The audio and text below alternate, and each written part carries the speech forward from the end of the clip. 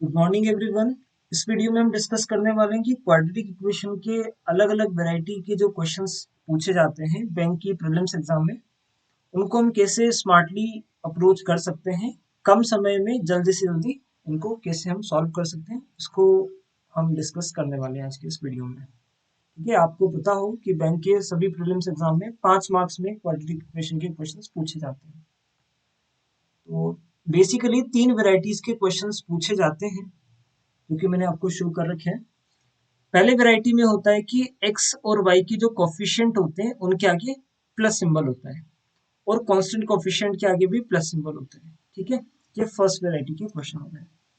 Second variety के question का answer जो है हमेशा सी एन डी आता है, कैन नॉट बी डिटरमाइंड। इसका रिलेशन जो है एक्स और वाई का वो कभी भी हम डिटरमाइन नहीं कर सकते।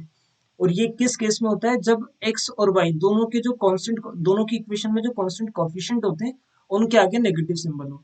चाहे फिर आगे एक्स और वाई की कोफिशिएंट में चाहे फिर प्लस हो तो भी कोई दिक्कत नहीं, और माइनस हो तो भी कोई दिक्कत नहीं, है ना। बस कांस्टेंट कोफिशिएंट के आगे अगर दोनों इक्वेशन में ही अगर नेगेटिव सिंबल है तो आंसर उसका हमेशा सी एन डी होने वाला है।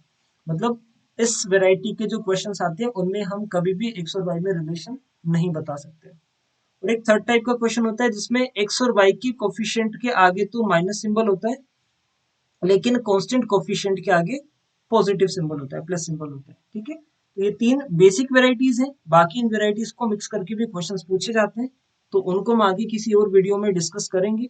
तो फिलहाल 3 बेसिक वेराइटीज के क्वेश्चन को हम डिस्कस करेंगे। और पहला क्वेश्चन जिसका एग्जाम्पल आपको दिया गया है, उसमें दिया है x square plus 17x plus 60 is equal to 0, और दूसरी क्वेश्चन है y square plus 9y plus 20 is equal to 0। जो नए बच्चे हैं जो पहली बार पढ़ रहे हैं, जिनको बेसिक नहीं पता, वो ये समझ लें कि बीच वाले नंबर को हमको ऐसे 2 भागों में तोड़ना होता है कि उसका मल्टीप्लिकेशन करने पर ये वाला नंबर आ जाए, 60 आ जाए, या जो कांस्टेंट कोफिशिएंट है वो आ जाए। फॉर एग्जांपल यहाँ पर 17 दिया है, तो 17 को ऐसे तोड़ना है कि मल्टीप्लाई करने पर 60 आ जाए। तो उसके फैक्टर क्या हो जाएंगे, एक्स के 2 नंबर हो जाएंगे 12 और 5, क्योंकि 12 और 5 को गुणा करने पर 60 आता है, और प्लस करने पर 17 आता है। ठीक है, इसी तरह y की कोफिशिएंट, y के फैक्टर क्या हो जाएंगे, 9 को ऐसे 2 भागों में तोड़ना है कि 20 आ जाए मल्टीप्लाई करने पर, तो वो जाएंगे क्या, 5 और 4। ठीक है, लेकिन ये बात ध्यान रखना कि जो फैक्टर होंगे उनके साइन आपको चेंज करने हैं, तो आपको क्या मिल जाएंगी, वैल्यूज मिल जाएंगी। तो वैल्यूज क्या हो जाएंगी, x की वैल्यूज हो जाएंगी -12 एंड -5। सेम y की वैल्यूज क्या हो जाएंगी, -5 एंड -4। अब जो वैल्यूज आएंगी उनको आपको कंपेयर करना है। तो 1 बाई 1 आप कंपेयर करो, -12 से पहले आप 5 को कंपेयर करो, -5 को और -4 को। फिर -5 से आप कंपेयर करो, जो -5 है x की वैल्यूज, उनसे कंपेयर करो 5 को और 4 को वापस से, जो कि नेगेटिव है। तो यहाँ पर 5 बड़ा हो जाएगा, यहाँ पर -4 बड़ा, यहाँ पर ये दोनों बराबर, और यहाँ पर -4 बड़ा। तो आपको इन चारों सिंबल को देख के समझ में आ रहा होगा कि y जो है इस इक्वेशन में क्या है, x से या तो बड़ा होगा या फिर बराबर होगा। तो आंसर क्या हो जाएगा इसका, option number D, x is less than और इक्वल टू y। ठीक है, तो ये फर्स्ट टाइप की क्वेश्चन है जिसमें विदाउट कोफिशिएंट अगर पूछा जाता है तो किस तरह से इनको सॉल्व करना है, ये हमने अभी देखा इसमें। लेकिन अगर इसी फर्स्ट टाइप में अगर एक्स स्क्वायर और वाई स्क्वायर के साथ में अगर कोफिशिएंट भी आ जाए तो उसको कैसे सॉल्व करना है, तो ये सेकेंड क्वेश्चन में आपको अगले एग्जाम्पल में दिखाया गया है। यहाँ पर एक्स स्क्वायर का कोफिशिएंट है 3 और वाई स्क्वायर का कोफिशिएंट है 2।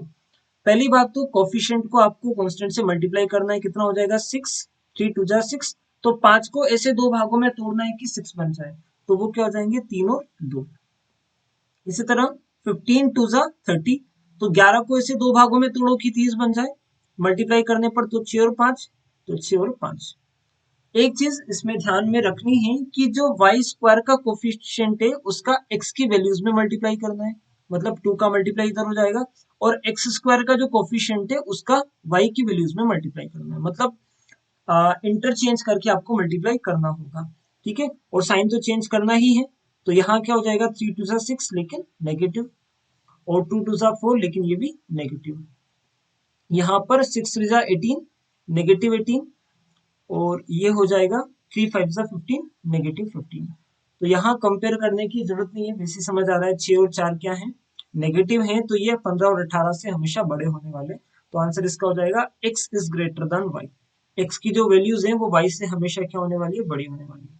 ठीक है, तो इस तरह से अगर कोफिशिएंट आपको देते हैं तो कोफिशिएंट को आप इंटरचेंज करके मल्टीप्लाई कर देंगे एक दूसरे की वैल्यूज में। ठीक है, अभी हम आगे बढ़ते हैं सेकेंड टाइप की क्वेश्चंस की तरफ। सेकेंड टाइप की क्वेश्चन में मैंने बताया था आंसर हमेशा क्या आता है, ऑप्शन नंबर ई। एग्जाम में भी आपको इस टाइप की क्वेश्चन दिखे तो आप बिना इसको सॉल्व करें आंसर लगा सकते हैं ऑप्शन नंबर ई।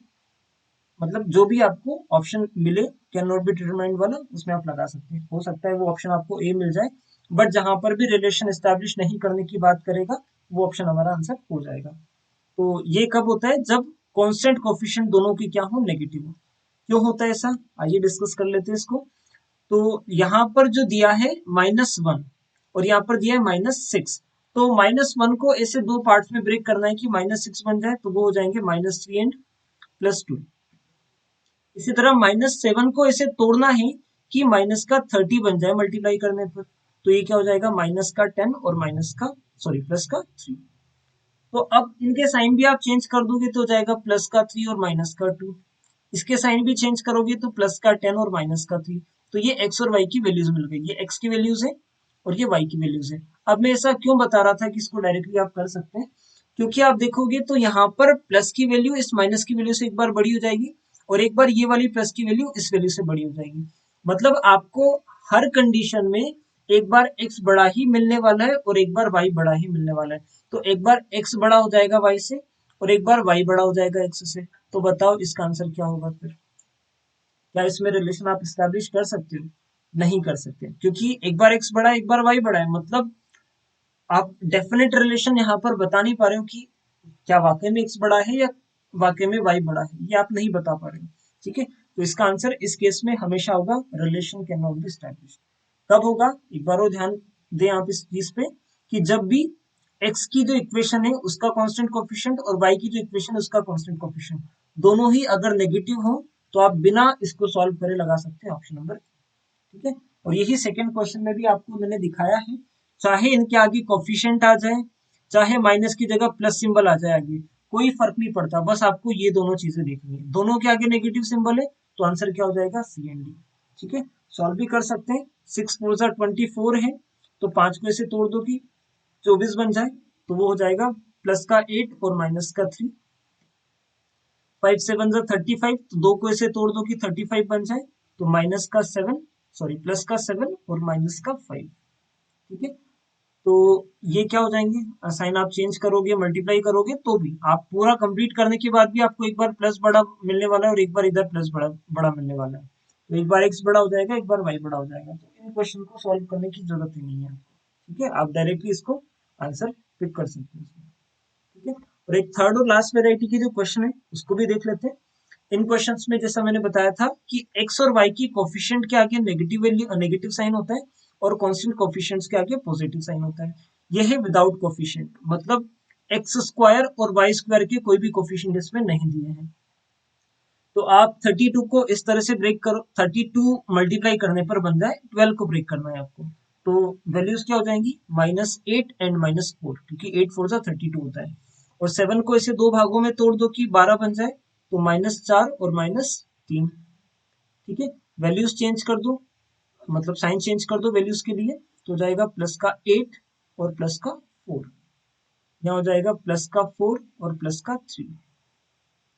कंपेयर करोगे 8 से किसको, 4 और 3 को, और एक बार 4 से इस वाले 4 से इस 4 को और इस 3 को। ठीक है, तो 4 और 3 को, तो एक बार 8 बढ़ा, यहाँ पर भी 8 बढ़ा, यहाँ दोनों बराबर, यहाँ पर 4 बढ़ा। तो इन चारों सिंबल से क्या समझ आ रहा है कि या तो x बड़ा होने वाला है या फिर बराबर होने वाला है y से, क्योंकि एक बार बराबर भी है और 3 बार बड़ा है, तो आंसर हमेशा ऐसे ही देना पड़ेगा, x या तो बड़ा होगा या फिर बराबर होगा y से। तो ऑप्शन नंबर सी इसका आंसर होता है।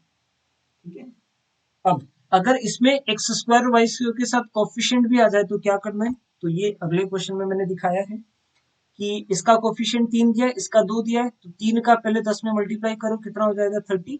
11 को इसे तोड़ दो कि 30 बन जाए, तो -6 और -5।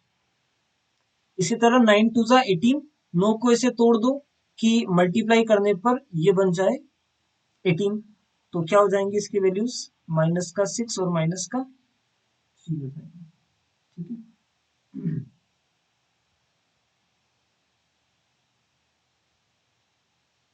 कहाँ पर थे हम, ये वाला क्वेश्चन।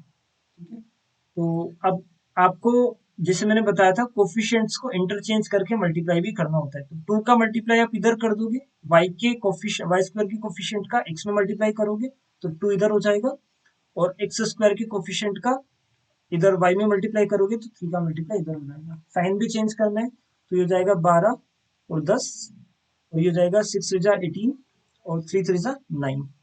कंपेयर कर सकते हो 12 से 18 को, तो 18 बड़ा हो जाएगा, और 12 से 9 को तो यहाँ पर 12 बड़ा हो जाएगा।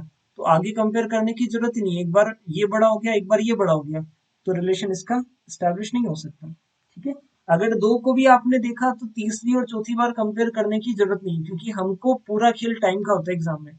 आपको जितना हो सके आपका टाइम सेव करना है। 5 क्वेश्चंस को आप आराम से 1.5 से 2 मिनट में कंप्लीट कर सकते हो, 1.5 से 2 मिनट में, अगर आपने बहुत अच्छी प्रैक्टिस करी है तो। क्योंकि एक या दो क्वेश्चन तो आपको डायरेक्टली देख के पिक करने वाले मिल जाएंगे। ठीक है, तो वहां पे आपको टाइम नहीं लगेगा, कुछ फैक्टर्स निकालने में और उनको मतलब कंपेयर करने में ही टाइम लगता है। तो मुश्किल से एक क्वेश्चन आपका अगर आपने फटाफट से फैक्टर निकाल लिया तो एक क्वेश्चन मुश्किल से 15 से 20 सेकंड लेने वाला है। तो इस तरह से 5 क्वेश्चन को आप आसानी से 1.5 मिनट के लगभग सॉल्व कर सकते हो, ताकि आप अच्छा स्कोर कर पाओ क्वांट के सेक्शन में। ठीक है, तो सेशन में फिलहाल इतना ही। Thank you very much. अगर सेशन अच्छा लगा हो तो आप लाइक जरूर कर सकते हैं। और इस जो वैरायटी के जो हमने क्वेश्चन देखे हैं, इन वैरायटीज को मिक्स करके भी क्वेश्चंस पूछे जाते हैं। तो मिक्स करके कैसे क्वेश्चन पूछे जाते हैं, उनको कैसे हमको करना है, उसके ऊपर एक प्रैक्टिस सेशन में लेके आऊंगा। तो उसको हम लाइव जो है डिस्कस करेंगे फिर। ठीक है, तो थैंक यू वेरी मच।